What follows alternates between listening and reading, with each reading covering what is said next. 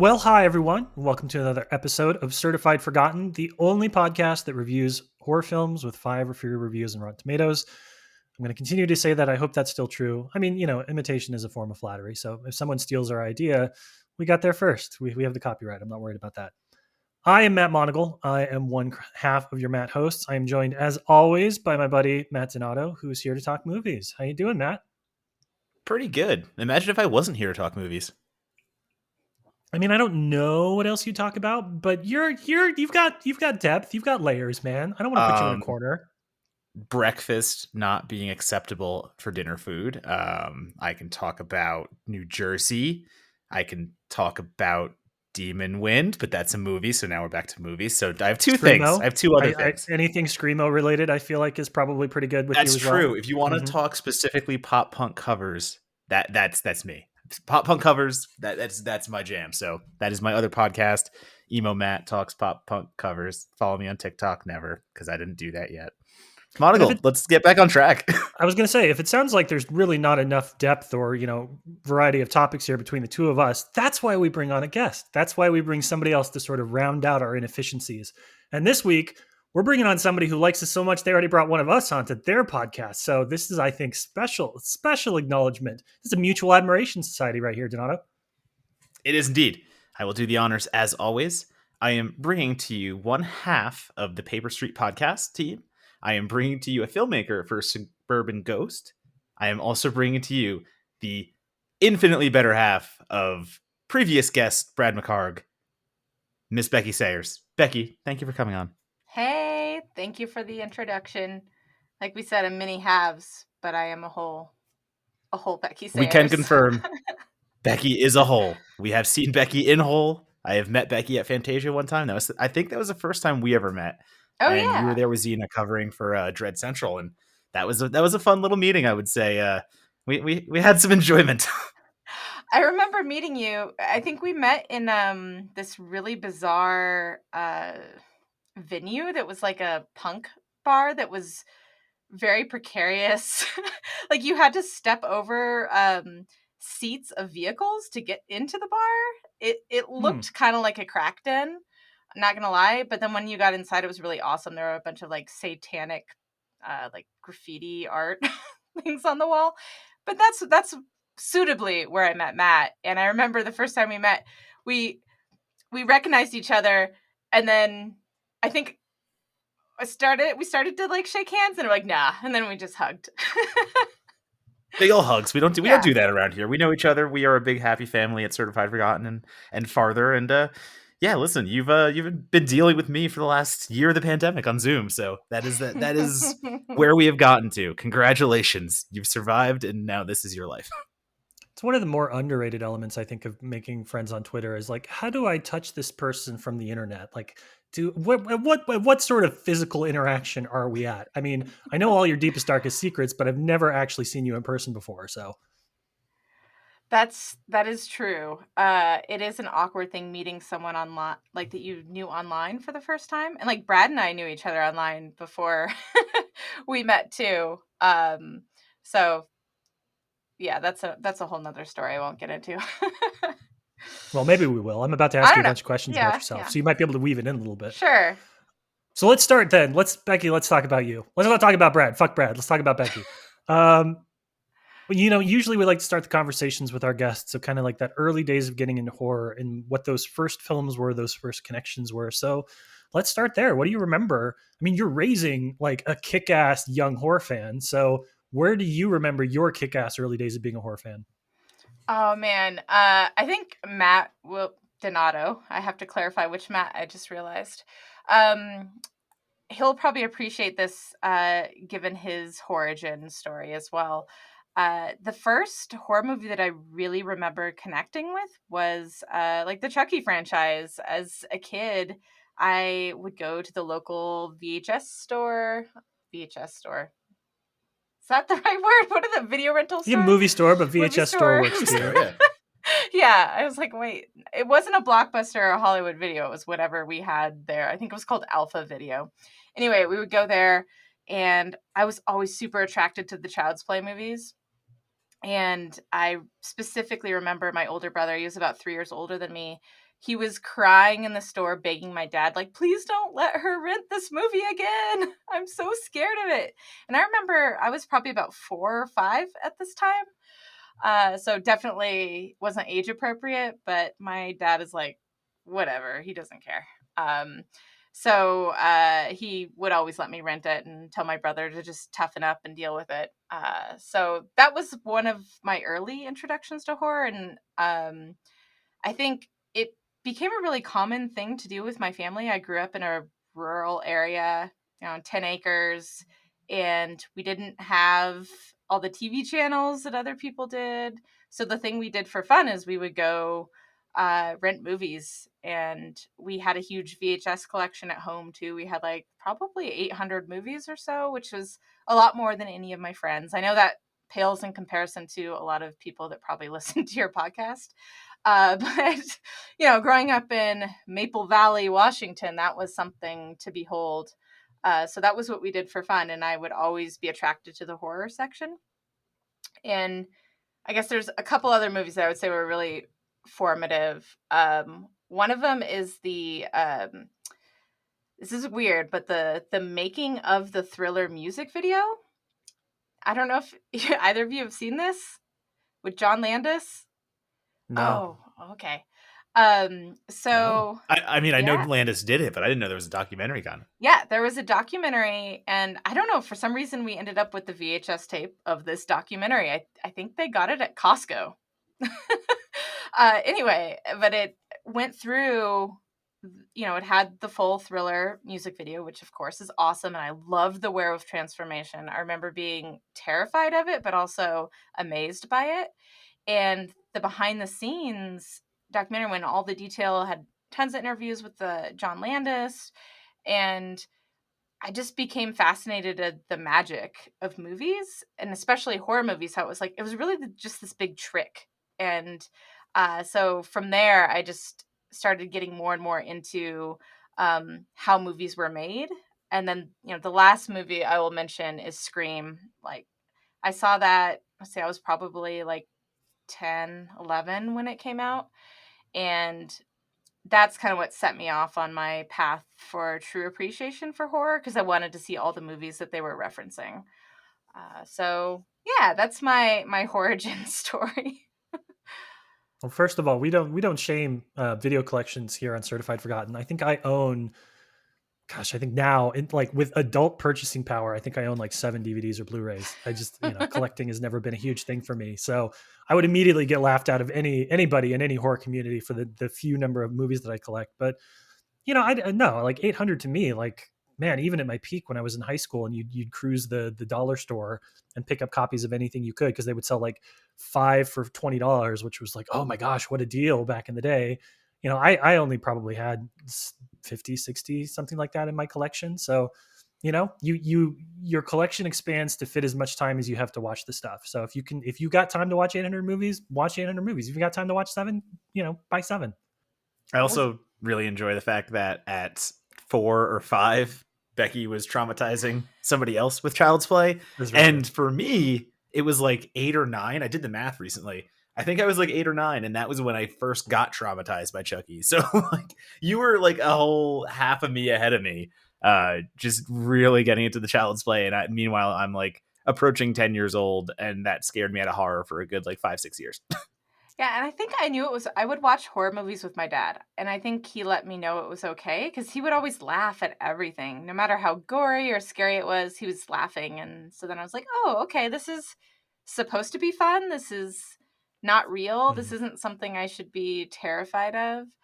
And when we watched Scream, and I was, like I said, 10 or 11. After the opening scene when Drew Barrymore gets killed, it was probably one of the most graphic things I had seen up until that point.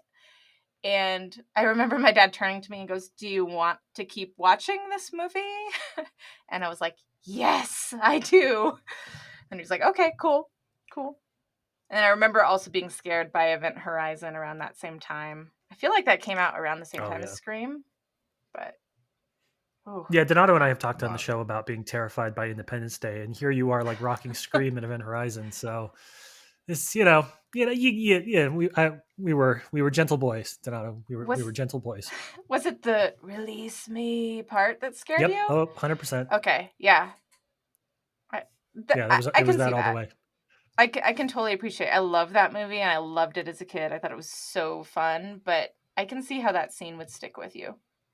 Well, let me ask Becky, because a lot of times a lot of our guests are horror journalists, or they're critics or writers, people that kind of like they let that those early horror movies latch onto them, and then they're like, I want to write about it, right? Like I want to analyze and discuss why I'm afraid. But you've talked, we know you, so we know where your interests lay. But you've also talked about how at a young age you were fascinated by how they did this stuff. They were these sleight of hands. They were these things where they were tricking you, and they were coming up with these creative gore effects and things, and you wanted to know how it worked. So when did you make your like what was your first film? What was that first thing that you had an iPhone, you had a VHS camcorder, something like that? When was the first time you were like, fuck it, I'm gonna do this for myself? Yes, it was a VHS-C camcorder, so the C stood for compact. It was basically kind of like looks similar to a mini DV tape that would fit inside a VHS tape, if that makes sense. It was a thing that they only made for a few years, I think. But that was my first camera. I remember begging my parents for it when I was 13, and that was my 13th birthday present. Because how how the actual filmmaking aspect got started is I was at a sleepover with some friends, and somebody had a camcorder that they had brought to the sleepover, and then we decided to reenact Scream scenes from Scream and record it, and then instantly I was hooked, and like from that moment on I was just all I did was research on different types of cameras that I could get and what would fit within the budget that I thought my parents would spend on my birthday. Uh, so so starting The at producers, your 13. producer's budget, what would fit? Yep. And then we just would start off making things that were basically spoofs or really bad imitations of I Know What You Did Last Summer, Urban Legend, all the slashers of that era, because we were just trying to imitate and recreate what we saw. Um, and then we actually made, when I was probably about 14 or 15, we made a feature film over the course of like a year. We would shoot it on weekends. I would go spend the night at my friends, and every time we would like film a section of it. And it took us forever. Someday I will show. Brad hasn't even seen it because I need to get a VHS player so I can watch it. But it was really bad. It was called Soul Survivor, and it was basically the amalgamation of every single really shitty late 90s, early 2000s slasher you've ever seen. I was going to say, it seems to me that that is the thing you drop on the special features of your first film release, right? Like you make your first movie, it gets put on Blu-ray, and then you add that full length feature film you made as a 14-year-old to that. Right, M. Night did that on I think the Signs DVD. He had like one of his first films he made when he was like 10, 11, 12. But no, I don't know if I ever Well, that's want somebody always to see it. I mean, well, that was like Eli Roth too, but I mean, Eli's was his like fast food mascot kind of like Reservoir Dogs take. It is bonkers, and you know, I know Eli Roth's name is not great right now, but it is one of those examples of one of these artists that it continually comes up. It comes up all the time where you get to a certain point and everyone just does want to see that first thing you did and that first thing that like exists somewhere in an archive. And I've seen that, you know, I forget what it's called, but it is just bonkers in that sense where he takes all these fast food mascots and tries to recreate that kind of Tarantino vibe. And it's wild. It's crazy. And you see that and you go like, how did that get here? So I think someday when we get to again see that special feature of a Becky Sayers film, and all of a sudden we're seeing that 10-year-old soul survivors. Also, is it spelled like soul as in singular or soul as in SOUL? That's a really good question because there is another film called Soul Survivor, a horror film around that time with SOUL. This was SOLE. Uh, the other Soul Survivor Mm. came out after we had named ours. Yes. But one of the funny things at the time is I had no editing equipment and like no way to like digitize it. And so we would do all in-camera editing. So if we did a take and we screwed up, we would rewind it and have to stop it at the exact right point and record over it. which I think taught me a lot later on about filmmaking, because I had to constantly come up with ways to make things work. And like, I couldn't, with music, sometimes like if we wanted score to play in a scene, we would literally just play it in the room, on some speakers during the scene. It was it taught me to be creative. I guess we'll put it that way. And then when I finally got a digital camera in high school, I was ecstatic to be able to actually do nonlinear editing and put in special effects and sound design my movies. It was amazing. Well, let me ask about kind of the how that evolved over time too, right? Because like you're making films throughout high school, throughout college, into your professional world. You're working on scripts and things of that nature. I we talk a lot. Everybody in kind of the horror industry knows that it's a difficult thing to break into. You build up a lot of connections over time, and you're constantly honing your craft. There's a million like horror film screenwriting competitions and things where you can really get feedback. So as you're kind of, you have a really amazing short to your name, you've got some projects that are in various degrees of exploration. How do you continue to hone your craft if you're not actively engaged in making something at any given moment, or you have a couple of things that you're juggling and you're like, I there's stuff I want to try and I don't want to, 'cause that thing about you always need to have like 5 projects that you're working on, right, in the hope that one of them will pay off. So how do you kind of juggle all of that on top of the life that you have to lead in order to make money and afford rent and all those kind of things? That's a good question. I'll let you know when I figure it out. Uh, Okay, fair enough. no, I guess I am a big believer in having multiple projects going, because I don't like forcing myself into a corner of creativity and be like, I have to finish this one thing right now when I'm not necessarily inspired to do it. Which is, there's pros and cons to that approach. Like sometimes it is really nice to have like hard deadlines or set parameters as an artist, because it's like if you have kind of this blue ocean ahead of you, then it's really intimidating. So sometimes I like those parameters. Like if there's a particular contest or something I'm aiming for, that's great. I will sit down, buckle down, and do it. But I like having multiple things, because sometimes you end up working and working on a script and you don't really get anywhere, and you're like, you just bang your head against the wall, and then maybe a year down the road you finally figure it out. Like something in your life happens and you're like, oh, I have so much more insight into what I was exploring now than I did then. This is the right time for me to make this movie or write this movie. So I do believe in having multiple projects, but it is really hard to balance with full-time job, a kid, and everything else in life. But I mean, I think there's a lot of ways to find corners in your day that you can reclaim for yourself, and just making sure you give yourself the permission to have that time. That's something I struggle with a lot, because if I neglect parenting duties or job duties, I'm constantly living the cycle of guilt of never doing enough. I'm not a good mom. I'm not good at my job. I constantly go through this. Um, but I have to remember that I need this time. I need the creative time. Otherwise, I am an inferior version of myself. I am never operating at my full capacity if I don't have this creative outlet to do these things. So by carving out time in the day and saying, I'm giving this time to myself to pursue these things I love, I'm actually making myself better at everything else, because I'm operating as a full person, not as this individual that's carving out sections of myself here and there. Hopefully that made sense. It was kind of abstract. No, I mean, you're part of the day job club.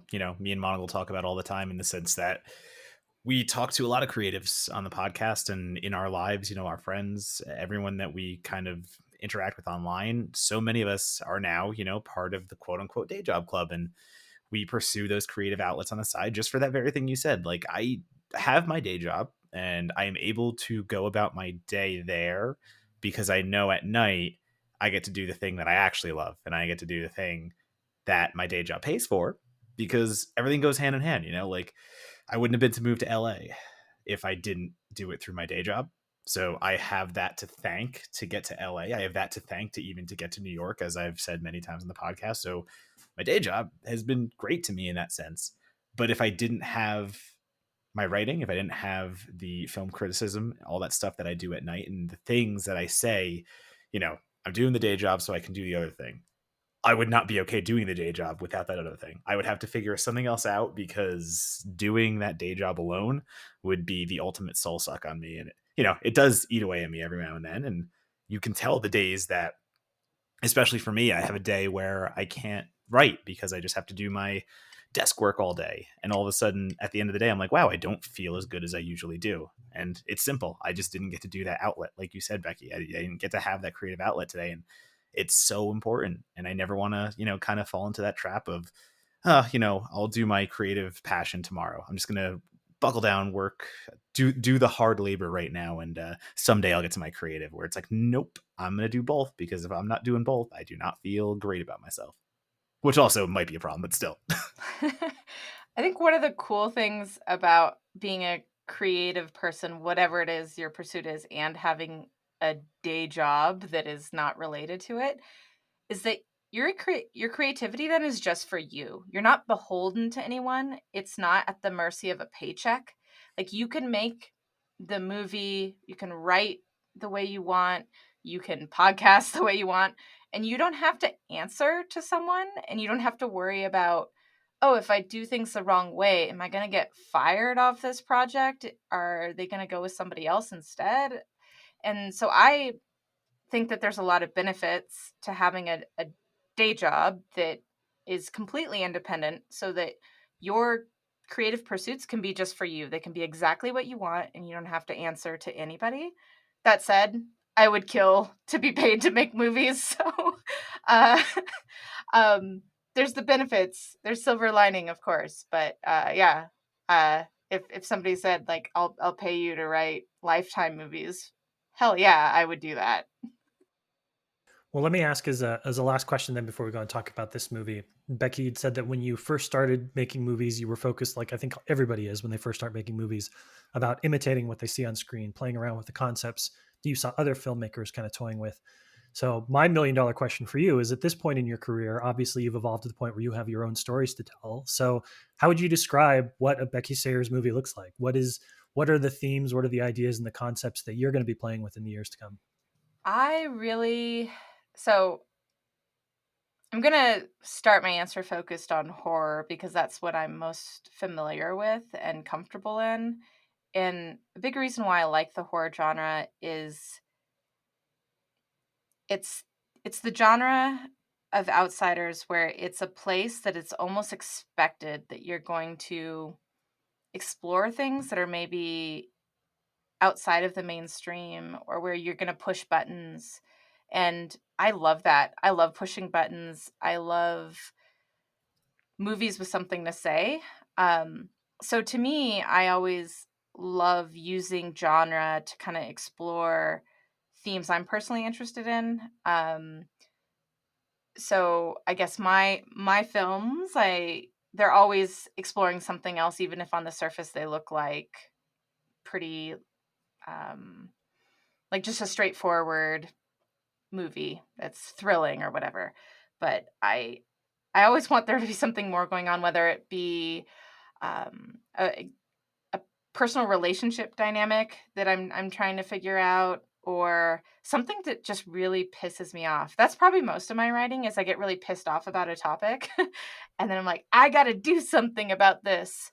I can't write an angry letter to the world, so I'm going to do it through a script. And so I hope that that's, I guess, what movies I will make. But I mean, at the same time, I also just like making things that are fun and entertaining. But to me, there's always got to be something else going on underneath the surface, even if it is like a straightforward, fun movie that doesn't have an obvious social commentary. I at least want the characters to be someone that you identify with and can relate to. And there's another level of something going on underneath.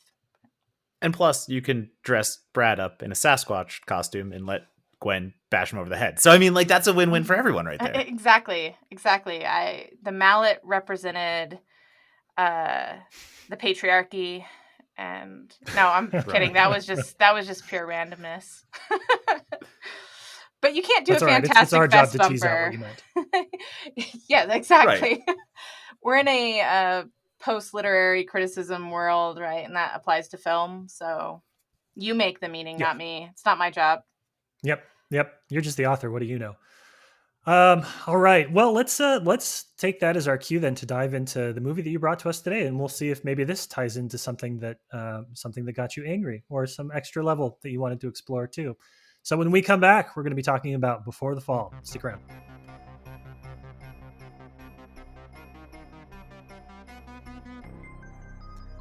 Hey there, listeners. We've got just a short bump for you this week. We're actually going to take a second and shout out a new newsletter by patron and friend of the show, Amelia Emberwing.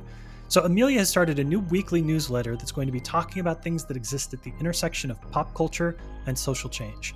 Her weekly newsletter is a combination of the two. She's going to provide links and directions on how to take action on local issues, as well as discussions around trending pop culture. So, if you need your pop culture with a little side dish of activism, or you need your activism with a bit of a pop culture blend, we'd encourage you to sign up at newsletter.pickettywitch.com. That's newsletter.pickettywitch.com and support her in her endeavor. You know, these two things are always complementary. Pop culture and social change have always gone hand in hand, and Amelia's going to be there at the forefront, sharing good ideas and keeping us engaged. And on that note, let's get back to the show.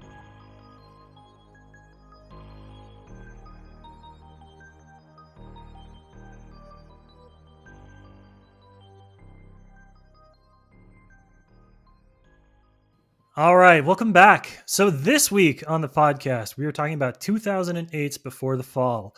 This is a Spanish language film that is it's two things at once. It's got flavors of an end of the world type film, like These Final Days or whatever the name of the Australian film that I always forget the name of is, and it has a little bit of a serial killer vibe as well. You have your main character is named Alejandro, played by Victor Clavijo, and he is sort of a dead end 30-something guy who still lives with his home in a small Spanish village. And then one day they get a notice from the government through their television that they basically they Armageddoned when nobody was paying attention. An asteroid was going to hit the Earth. They tried to blow it up with space crews. They failed, and now the Earth is set to be destroyed in 3 days. So Alejandro and his mother go to kind of look after his nieces and nephews. His sibling, his brother, and his sister-in-law were out traveling at this time, so they're going to go look after the kids until the parents come home. And they learn that there is somebody who's broken out of prison because basically society has fallen apart, that has a dark and mysterious tie to Alejandro and his brother, and who might be coming to look for revenge. So 3 days until the end of the earth, and the last person that you want to see shows up on your front door. This is a film that was directed by F. Javier Gutierrez. It played at a variety of film festivals. It played at everything from Berlinaire to Sitges, if you want to know like what kind of a range this movie has in terms of the audience that it attracts. And there's a lot here. There's a lot. It is kind of a quiet movie, but it has a lot of different depth and subtext to it. So we're going to talk about a lot of different things, and I think you're going to enjoy this conversation. But as we always start with, Becky, I want to hear from you. You brought this film, you picked it, you said, this is the one I want to talk about. What made this movie the one that you wanted to bring on the show? So I saw this at Screamfest, during its festival run back. I think it hit Screamfest in 2009, but it came out in 2008 in Europe. And I wanted to talk about it because I saw it and I loved it. I dug all of the themes, and I think there's a lot of interesting things going on. And then nobody's seen this movie. I've never encountered another human being who's had actually seen it. So I was even on a panel about apocalyptic cinema, and a bunch of film geeks, and nobody had seen this movie. Nobody had even heard of this movie. So when you approached me about coming on Certified Forgotten, it was one of the first movies that came to mind, just because I love talking about it whenever I have the chance. And like I said, it didn't really get a lot of love and appreciation despite having a pretty prestigious film festival run.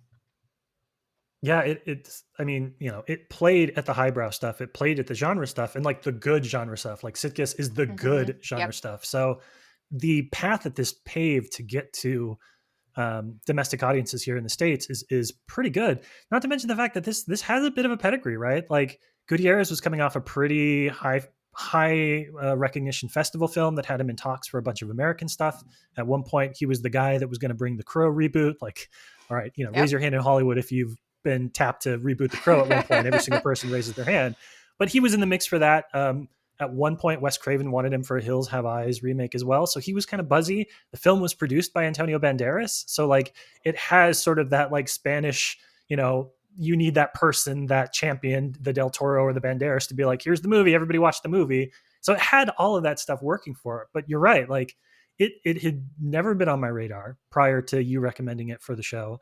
And when I went and looked at it, I had to search like 5 different ways to be 100% sure that I was looking at the right movie, because the poster does this film absolutely no fucking justice. Agreed, 100%. And it's hard to find on streaming platforms. I haven't been able to rewatch.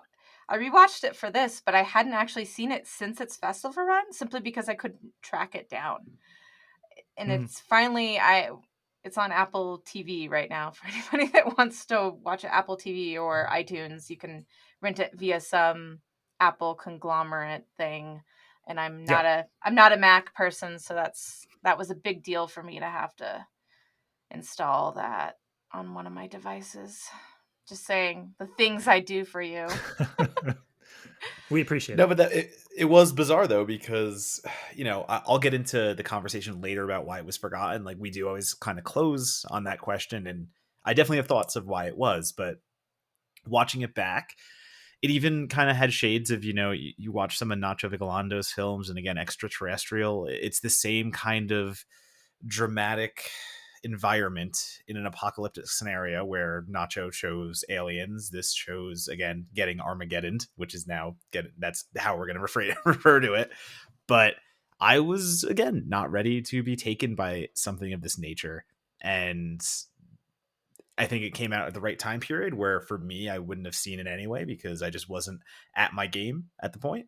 But going backwards after seeing Rings, which is Mr. Gutierrez's other directorial credit, which he didn't get The Crow, he didn't get all the other American things, but god damn it, he got Rings. So, congratulations in a way, I guess. Maybe, no.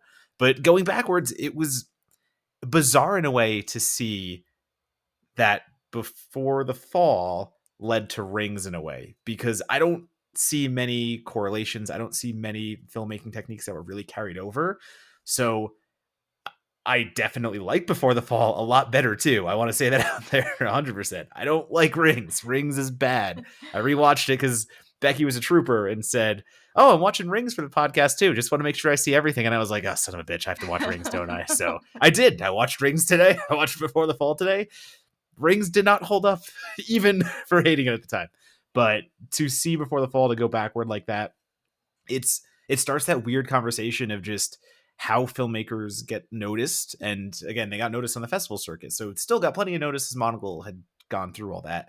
And they get noticed for something that is so specific, almost like Purge like in a way. And I'll get to that in a little bit too. I think that's a thing we can talk about. But to go from that to Rings, I am still utterly baffled. I am still just my head is spinning. I don't really know. That's a really good point. It's a huge span of time too.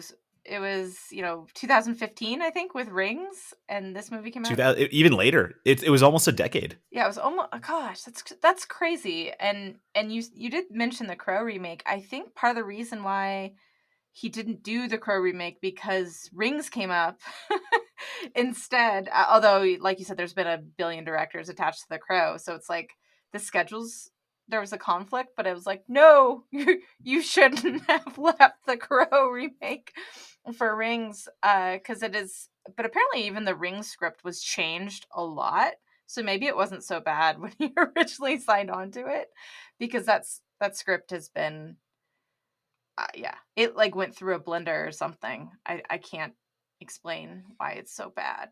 But it Well, is a stark contrast, right? Like there's no like you would never know it's from the same director.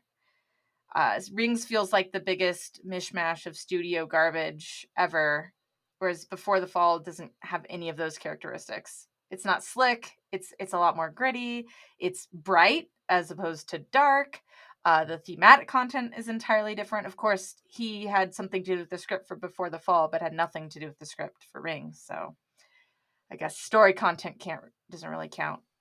Well, let me ask both of you then. You know, the traditional Hollywood path, right, is like you make a really good short in order to get that first feature, and then you make that first feature in order to get like some sort of studio property to get into the studio system. That's traditionally the path. So knowing that this was sort of a weird and convoluted timeline for Gutierrez, and the fact that I hope he's still getting, based on this, I hope he's still getting work. I hope that he's in some room somewhere, like working on a project, because filmmakers can disappear for a decade and have, but like work constantly during that time frame and just have nothing to show for it. But talk to me. I want both of you to weigh in on what you think of Before the Fall as a statement piece. Right? It's that first feature. It's your look at me. I'm a filmmaker. Here's what I've got to say. Here's the stuff that I'm going to do. How does this work for you as a showcase? Like, what do you feel like you learned about Gutierrez as a director from the story that he chose to put on screen here? And Becky, as the guest, I'm going to ask you to go first. Sure. So I think it's one hell of a debut feature. Yes, he had a really impressive short under his belt, Brazil. Nothing to do with the other Brazil. um, and then I'd read that Antonio Banderas basically had started this sort of fund production company that was specifically supporting filmmakers from the Andalusian area in Spain. And that's where he's from. So I think that was, where he got the attention and kind of had a support structure. But to me, it stands out as a statement piece because when I think about the landscape of genre movies at that time, you had a lot of really dark, depressing stuff.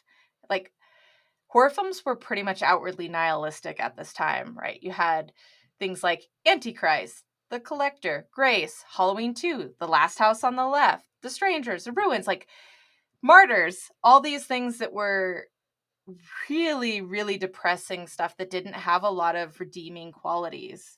Dead Girl, there's another great one I actually don't like that movie at all. I'm being sarcastic, sorry. But it is like a really great example of an extremely nihilistic film that has almost no redeeming quality to it whatsoever.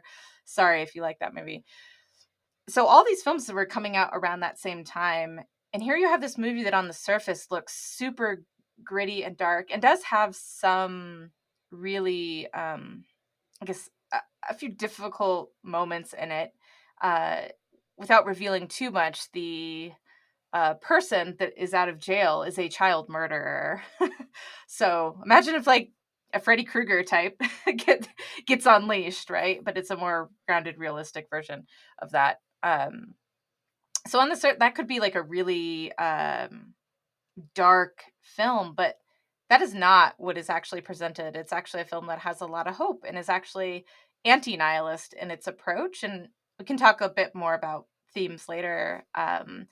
But I think that is a really strong statement as a filmmaker to come out and say, hey, I'm going to participate in this genre space, but I'm going to do it with a message that is completely different, something that is hopeful and is contrary to what's popular right now. Yeah, I'll even just piggyback off of that, and that's part of the reason why I was impressed as well. It's a time where dark and gritty was the buzzword, and as Becky said, all these movies that were getting rebooted essentially, and the remakes at the time, and then you have the French extremism at the same time, really bringing dark and gritty in. So then you go to a different part of the world, and you have a filmmaker who's going to make a debut, and that debut has more to say than just dark, gritty violence. It's going to actually use some of it in the film. It's going to use that. As Becky alluded to, there's a child murderer. There are things that aren't easy to watch in this film. And the way that I am struck by it, because it took themes that are prevalent in other films, such as The Purge, and like specifically looking at The Purge, because that's a night of sin. We know what The Purge is. The alarm goes off and it's just anarchy. That's what happens. You're supposed to fulfill your wildest desires, let's say. And the difference here in Before the Fall is you have unleashed that kind of environment, but where it gets me is it's the end of the world. It's 72 hours and all these characters are going to be dead. That's just a fact. There's no kind of twist coming. There's no defense against the meteor.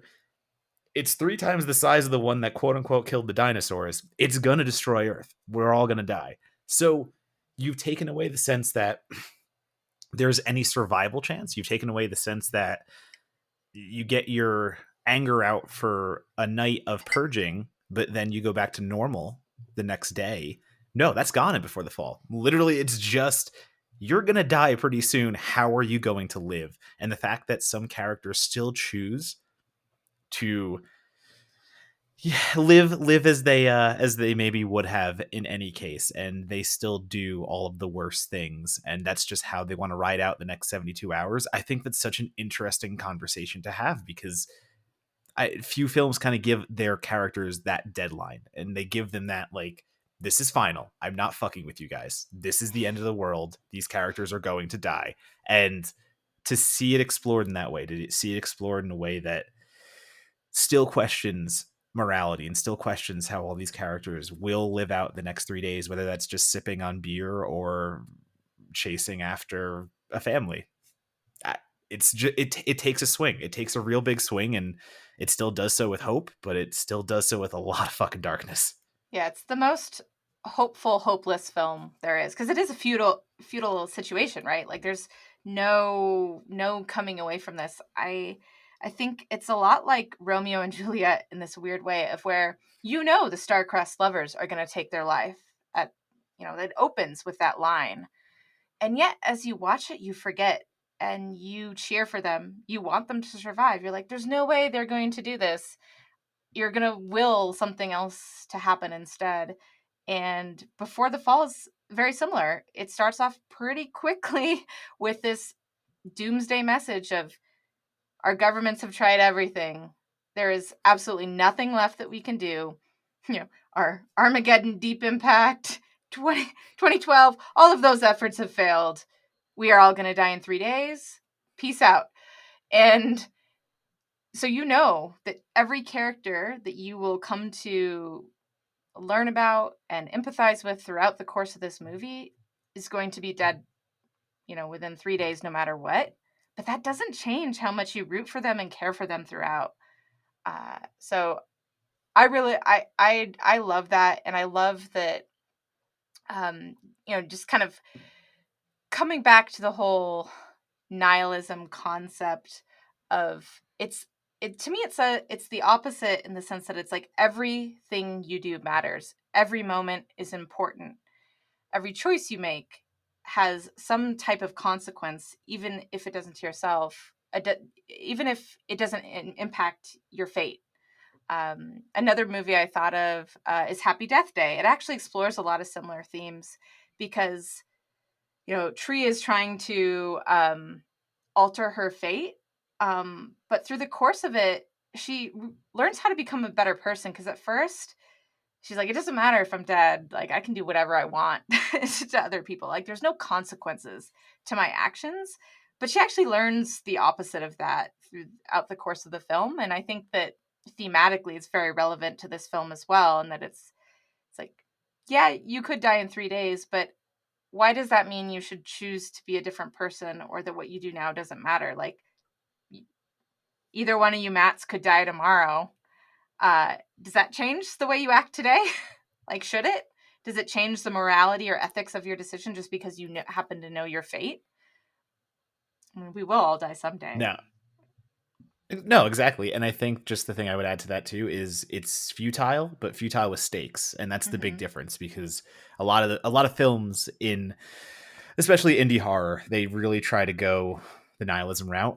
They go the futility route, and they really just want to beat you over the head with bleakness, but they don't realize that you have to have stakes to make that hold. You have to have stakes to make us care still. You can make the most depraved film, but if it's not grounded in any kind of stake-filled scenario, why are we still watching? We have to have a reason to watch, and I think Before the Fall gets away with that, because as you have said, it's futile, but I think it's futile to a point where you care so much, as you've alluded to. You still care about these characters and what's going on. And I think that's the biggest trick of the film. That's the biggest thing that Gutierrez does. And if you're going to make a statement, it's to say, hey, I'm going to do exactly what everyone else is doing at the time, but I'm going to put my spin on it, and I'm still going to make you care in a way that you probably don't care about some of those other movies. Yeah, and it's the way that the story sets up is really interesting, right? Because the majority of the second half of the film is sort of this cat and mouse game between Alejandro and Lucio or Soro, whichever name you want to call him, who's played by the Edward Fernandez, who plays the badass priest in 30 Coins, which is just like, an aside. Go watch 30 Coins. Um, but the kind of the inciting event, the character, even more so than the world is going to end. The moral core of this film is Alejandro's mother, Rosa, played by Mariana Cordero, and she makes the decision really early on because the kids are kind of living off the grid a little bit and they have bad reception and they haven't been able to hear through the channels that everybody else has been heard. She makes the decision not to tell them. And so the film, as much as everything that happens throughout the film is about what y'all are talking about, and definitely hits on the idea of like, who are you if there's no tomorrow? There is this element of backward looking too. Like, what do I owe my loved ones? What do I owe the sacrifices that people have made for me? And a lot of it becomes Alejandro deciding how far he's willing to go with his mother to continue the work that she's trying to do and to protect the kids, whether or not he, I think Happy Death Day is a great example, whether or not he initially wants to be their guardian, whether he wants to be looking out for them, something that they explore throughout the film. But that emotional instigating event is his mother and what she's willing to give up to give the gift of ignorance to her grandchildren. And that adds an emotional core to their relationship that allows the film to pivot and start doing the serial killer, like almost like South Korean kind of like cat and mouse stuff exists in this as well. It allows the film to go to those weird places where you're like, are they really mashing up these two genres? And that emotional current, that emotional core of what the mother sacrificed or the grandmother sacrificed bridges, it works as the glue that holds those two things together in a way that, as I was getting into the movie, I was like, are they gonna be able to do these two things? And it was like, oh, okay, all you need to have is one good character, one good moral concept that you build around, and then okay, I get what you're doing, and you can put these two kind of seemingly different genres together and make it work. Yeah, I think the other interesting point you raise with which is the gift of ignorance. And there's a lot of tension in the film about whether or not to tell the children at varying points. Almost, at the end there's even a moment about it, even after everything that they go through. There's still this need to preserve innocence. And I think that's a really interesting question in general. Like me as a parent, I think about similar things all the time. Obviously not under the same situation, thank God. But it's more about the idea of how much do you tell your kids? How long do you let them hang on to this world where things are much better than they are in reality? And I always, think about that with my daughter Gwen. Sometimes she'll ask a question. It's like, oh, do I really want to tell her the real reason people do this? Or do I want to let her hang on to this idea that most people are genuinely pretty good? Um, and I still haven't quite figured out the right balance. And I think the film does a good job of kind of presenting that in a nuanced way where you can see the benefits of letting the kids know that their lives are soon going to be over so that they understand what's happening.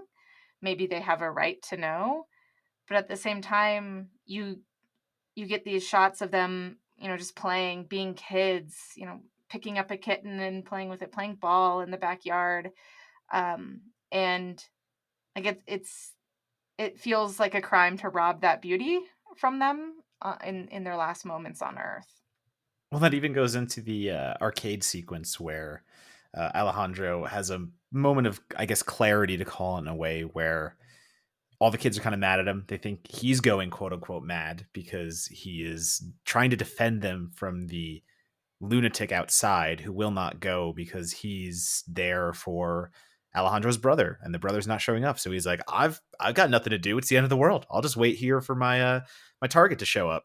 Of course, the kids don't know this, and Alejandro's doing his best. And there's a moment where he chases Sorrow, as he's referred to in ways, away, and they're at the breakfast table, dinner table, whatever table they're eating at, and he's like, "We're going to the arcade." And it's such an interesting moment because you're so far in the film, and like the city is in ruins at this point, where people have run out, people have murdered, they've purged, they've done their purge in the city, and Alejandro has gotten away from it, but he's like, you know what? Like these kids are still there's a little bit of innocence left, and there's a little bit of hope I can still give them. So yeah, I'm gonna take them.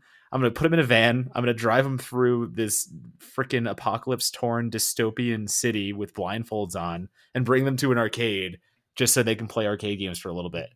And again, you're sitting there going like, how are you gonna get away with this number one still? He plays some little cheesy I Spy games again with blindfolds so they don't see the dead bodies they're passing in the van.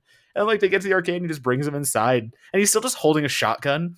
Everything just works together in this way that you're so like I was engrossed in what's going on because he still cares about these kids. He cares about them more, even though he knows, as we've talked about already, the world's going to end. And he's becoming a better character so late in the film where it almost seems pointless, but also that's where we generate the empathy from. It's this really interesting blend of everything. And that's, I think, again, that's what Gutierrez does really well. He injects these little moments of humanity and personal connection where any other filmmaker might have just gone the straight depraved route. Mm-hmm. Yeah, and going back to what Matt Monagle was saying earlier regarding the blend of the genres, I think Gutierrez's visual design works really well and is what helps make it feel very seamless. Like you do have this sci-fi disaster movie paired with this serial killer horror thriller thing going on, but the way the script and the visual storytelling plays out, the disaster is always secondary. It's always in the background of its characters, like both metaphorically and literally. Like there are a lot of scenes where there's something happening in the foreground and you kind of see, a little bit of like comets in the distance. And I think some of these were practical decisions because they did not have the budget to make a huge epic disaster movie. But I think it also complements the story really well because it grounds it in these characters. And then it also plays back into these themes of, yes, the end of the world may be happening, but what's happening here at our dinner table is far more important. What's happening at this arcade, the interactions I have with my loved ones is what matters the most. And then, going on that thread of this whole film has this very it is a gritty film, but it's not a dark, and I mean that in the color palette sense. It's a very bright film actually, because it does take place in the desert, and it feels really hot and bright and vibrant. And then it's contrasted with these really dark nighttime scenes where it almost looks black and white. It's so desaturated. And so it's really void, whether it be the bright desert landscape or the night. It's really void of color. So it does really play into this desolation, and I guess the sort of futility of the story, and all the warmth has to come from the characters themselves, their personalities. And but that blends, it helps blend the horror aspects of it, because there's certain scenes in this film that I think in the hands of a different director would not be scarier, or you wouldn't get this sense of suspense. But the first few times you see Sorrow, he, like, even you don't see his face at first, you just see kind of like this body. Like he's still a terrifying, menacing presence, even though you barely know him just by the way he's shot. There's this scene where he jumps onto the hood of a car, and it is, to me, like really scary. Though, and I think if somebody was you could shoot that from more of like an action perspective where it's like really thrilling, and it just looks really cool. But instead, it's like, who is this guy? It's like grounded, but he almost has this supernatural aura about him to where he's just as menacing as the comets outside. Um, so I feel like because of that visual design, um, it not only reinforces the thematic importance of the characters and the story it's trying to tell, but it also makes for this cohesive feel with two very different genres. Yeah, I mean, you forget about the comments at a certain point. Like that is the thing where you just kind of forget the comments are there at a certain point. And that is a testament to the focus and the drive that is behind the human elements that are getting corrupted and corroded and or are blossoming in this unprecedented of time. Yeah, but I like kind of, Becky, the way you were talking about that, and Donato, what you were saying too, because the comets pop up at these weird moments of almost like clarity in the film, right? Where like there are scenes where these two characters are like, wrestling in the dirt, or where they're like menacing the shit out of each other, and then like the northern lights pop, or you see a comet go back down in the distance, and you see these moments of like coherence flash over especially the Sorrow character multiple times of like, oh yeah, that's right, the world is ending. They almost, it almost pops into this like, for good and bad, they get sort of swept up in their own bullshit and their own immediate needs and desires and the things they want to do. That those moments of disaster become these weird flourishes where these characters are pulled out of the immediate, and they have to like, you get a real sense of almost awe and like scope in those moments where, you're like, oh, the thing that's going on around them is terrifying, and now they're on the ground punching each other again, as it should be.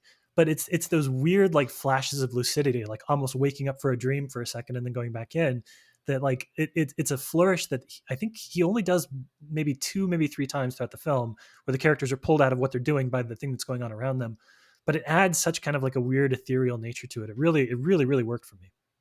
Yeah, awe. The word you said, awe, is exactly what came to mind. I think that is the one thing that unites every human being, is kind of the the awe of the world, right? There are some natural occurrences that anybody that sees them would be like, wow.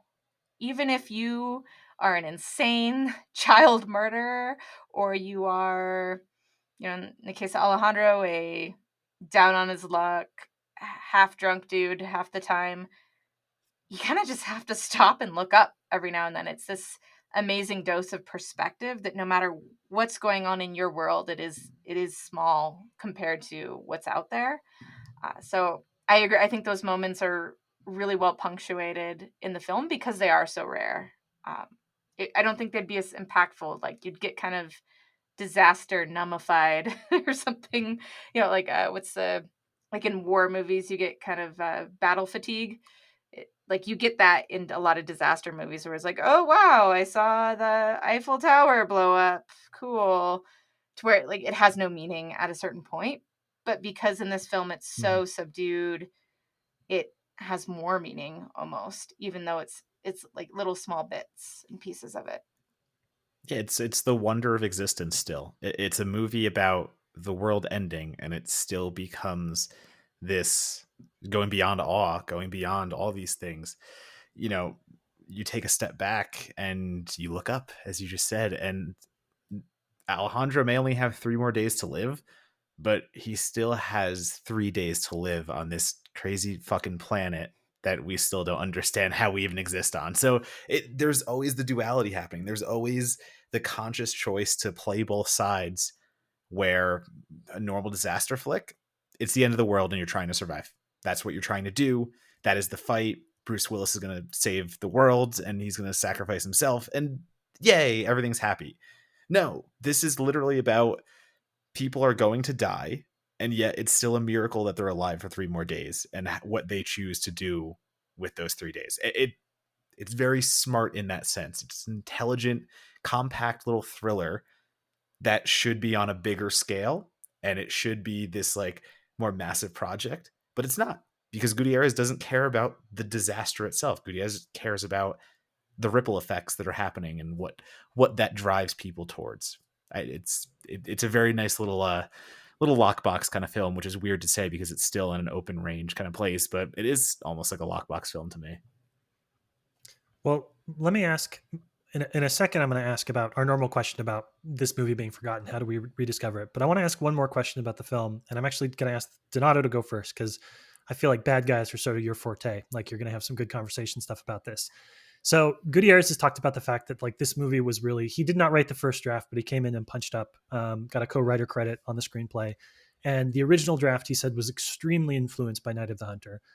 He said that the punch ups that he did too were extremely influenced by a lot of early Hitchcock movies, and through that lens, you see Lucio Osoro, the Eduard Fernandez character, like he's a very classical kind of villain. Like he's a creepy and like low EQ. Like he's got that Robert Mitchum vibe a little bit to him. So Donato and then Becky, I want to hear for people that are like, yeah, like end of the world and like, oh, are we gonna die? Are we happy? Yeah, I get all that. How's the serial killer stuff?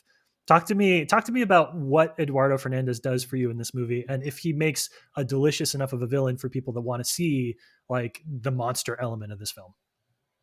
Yeah, it's funny you mentioned Night of the Hunter because there are these almost, there are these roll shots where Lucio appears and he's just kind of hanging out, and we see him earlier trying to basically persuade a child with candy. We see all the pretty easy tells that he is a compassionate killer, like one of those killers who is going to do all the nice things to try to sway you, and he wins over the kids immediately. He lets them listen to his car radio. They're all huddled around. They're all chumming it up, and he seems like the teddy bear at first. And to bring up Night of the Hunter, it's a great comparison shot because Alejandro sees what's going on. Everyone else around does not see what's going on. And there's this one shot specifically I still remember because it's so weird to me. It sells the menace in a way that is kind of on the nose because it's this madman just outside washing his hands very vigorously. Like he is scrubbing his hands like a crazy amount. And Alejandro goes outside to see what's going on. And you just have Lucio just really rubbing his hands, really going at it under a faucet. And he's just staring at him. And he's just like, it's this act of purification and this act of cleanliness, but he's just not breaking eye contact with Alejandro. And he's just like, yeah, I'm staying here. I don't care. I ain't going anywhere. You're screwed. And that moment sells a lot of the villainy to me.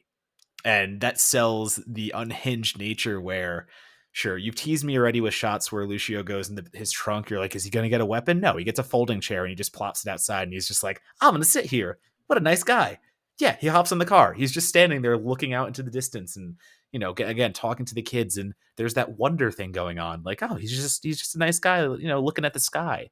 No, then he flips the switch, and when you get to the actual serial killer aspects of the film, it's almost like he's disgruntled and exhausted in a way that he's done this so many times, and this is just a reaction for him.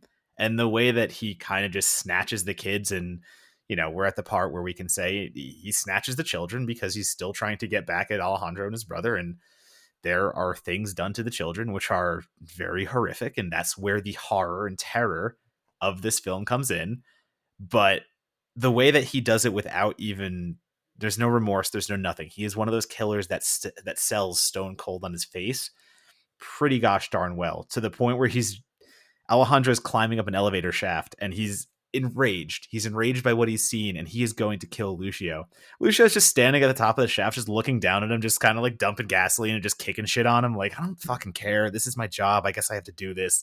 It's sold well. I think it's a hard sell for the villain, but I want to give credit to Lucio. He does it. He pulls it off. It's funny you mentioned that hand washing scene. It's something that's very simple, but there's something about, I think it's the performance by Fernandez paired with Gutierrez's direction and the shutter speed at which the camera, it's almost like they have this frenetic element. It's like a Saving Private Ryan, kind of like where you see, like every granule of dust and dirt. You kind of see every little like sud and soap bubble. It's like the way you would shoot action, but he's just washing his hands. And I remember when I watched that with Brad and introduced him to the movie, he turned to me and said, "Why was that so disturbing? I can't understand why the image of this man washing his hands like really got to me." And I mean, I think you hit the nail on the head with, it's not only is the way that it's shot from a technical perspective, but it's also thematically, it's an act of purity, it's an act of cleanliness with a human being that is completely the opposite, as evil as they can be, right? And yet he's sitting there really concerned about having clean hands. And I think the irony or the duality of that is really unsettling. And yeah, like, and also just the idea of this person camping out outside your house saying, I'm gonna wait here until your brother gets home, I have nothing better to do. And like dedication, the patience, the fact that he's not like, I'm going to bust into the house and start killing everybody right now. Like, there's something that's, to me, much more disturbing about a killer that is so dedicated that he's willing to wait people out that long. He sits out there for it. It's probably got to be like at least 12 hours. I mean, it's the whole day at least, and then throughout the night. So like, I don't know a lot of people that would do that for good reasons. So I think just that entire concept is really disturbing. And I think another thing with Fernandez's performance, like anybody that can make someone look menacing when they're literally wearing like this long sleeve button up shirt with a little funky design on it, like he Mhm. looks like he just is going out for a night in Vegas with what he's dressed as. Like that is not something I would ever think to, like it's not how I would dress like a killer in my mind. But I think he has this quality about him where he exists in his own world where this is just comfortable. This is casual Friday to him. And he also happens to kill people, and I think that makes it more disturbing. The fact that he's dressed however the hell he wants. He's has time to sit and relax. He wants to make sure his hands are clean. He wants to listen to his tunes on the radio. Like all those things just put him in this level of ease and comfort to where like if you were on this huge, vengeance quest, I can't imagine being so comfortable doing that. And I think the fact that he is makes him extremely menacing just because it is not within the realm of normal human behavior whatsoever. Now, Monagle astutely said South Korean horror before, and to talk about that scene again, just not at length because we just did, but he savors it. He's savoring every moment of sitting outside that house. This is not a chore for him. He is loving the fact that he is in Alejandro's head and he can use the kids against him. Everything he's doing is calculated, everything he's doing is maniacal, and everything he's doing is bringing him enjoyment, and that's why it's horrifying. That is where I think the performance sells the hardest. So absolutely taking this, I saw the devil, something of that nature, where the cat and mouse is violent, brutal, and that is more in your face aggressive, but there is still the idea that the chase is just as fun for some of these people. So the chase element here is more of a Wild West standoff than it is an actual foot race, but the savoring of every morsel is still there. That is the performative value here. Yep. Exactly. That is the equivalent of the, sort of good, the bad, and the ugly standoff at the end where it's like savoring, the cutting back and forth between the belts, the face, now a little closer on the face, and now the eyes of that kind of wind up before the action is very similar. It's like a drawn out version of that over the course of, a day during the film before you get kind of the action at the end. Yeah, and the only thing I'll add to that is I love the hand washing example, Donato, and I think this is a really good masterclass in a lot of people try and create killers and give them weird ticks that are supposed to serve as counterpoint, like gentleness that's supposed to serve as counterpoint to how violent they are.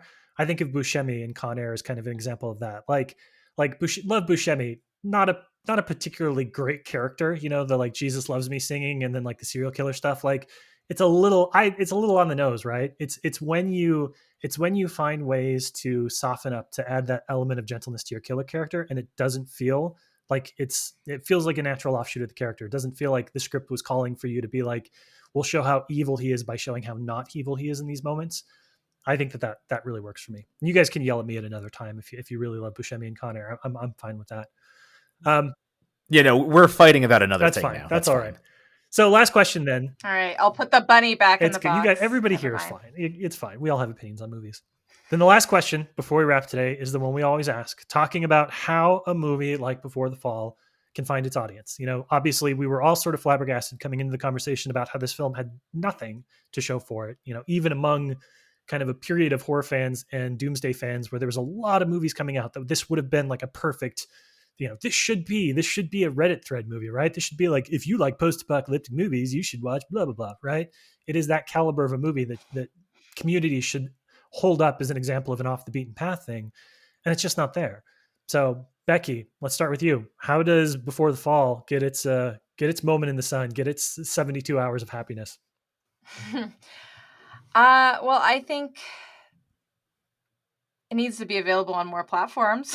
First of all, I would love to see. I don't know who owns the rights. I don't know if that's what part of the issue is. Is it's a distribution thing, um, and so I would love to see that happen. I would love to see it, it paired with other films. I'd love to see more people talking about it in the post-apocalyptic cinema conversation. And I think COVID and quarantine has brought up a lot of these conversations with people.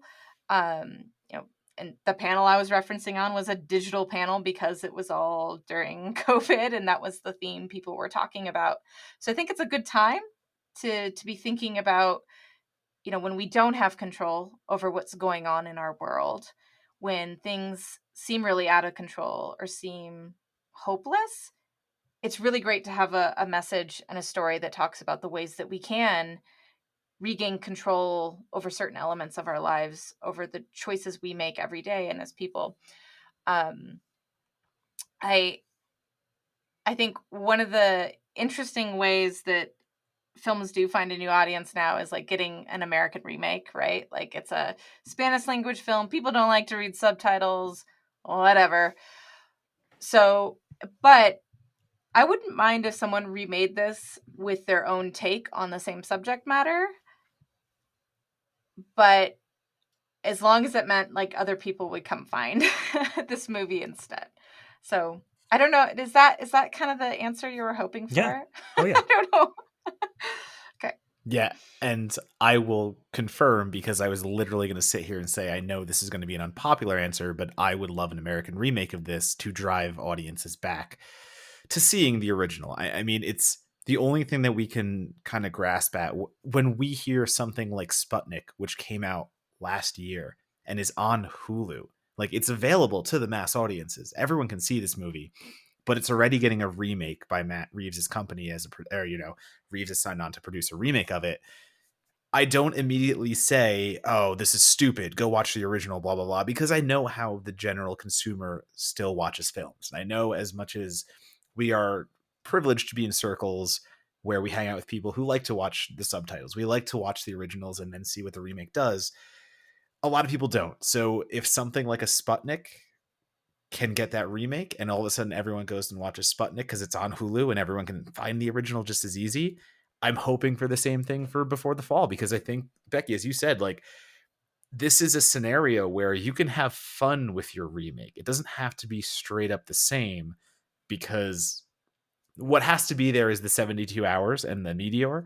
What doesn't have to be there is exactly what happened to Alejandro and how you treat those characters. So you could do a remake and it still draws attention to an original film that is different, and it still has that value that, say, you know, why would I watch Cabin Fever when the remake does the exact same thing?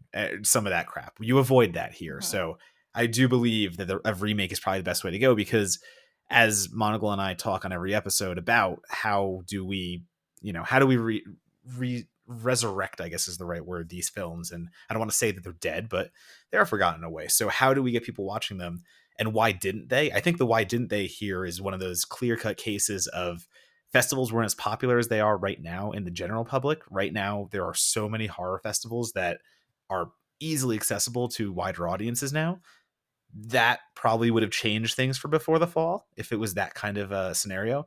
And also, it went to IFC Midnight, and it went to IFC Midnight at a time, or sorry, not Midnight. I take it back. It went to IFC Right. Films. So I don't know if Midnight was a thing yet. Yeah. So that might have been playing into it, or it just went to IFC Films and it did its VOD release most likely, and probably had a small opening at IFC Theater.